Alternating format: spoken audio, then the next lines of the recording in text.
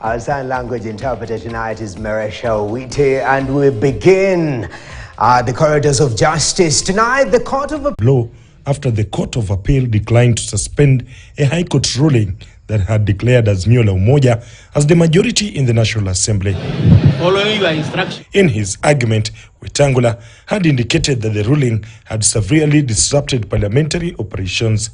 However, the Court of Appeal dismissed the claim, clarifying that there was no sufficient proof that legislative business had been paralyzed. The court further ruled that granting a stay order would amount to prematurely endorsing the Speaker's decision, as the High Court had yet to determine whether it complied with the earlier judgment.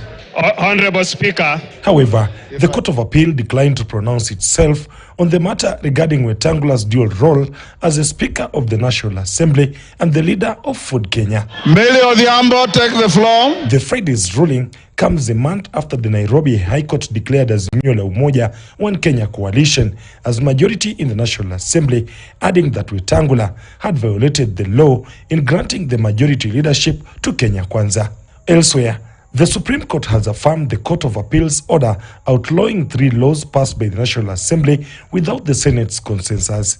The Supreme Court bench unanimously agreed that the 3 laws, the Equalization Fund, the Sacco Societies Amendment Law, and the amendment of the Kenya Medical Supplies Authority Act, needed to be passed by senators and were thus unconstitutionally enacted.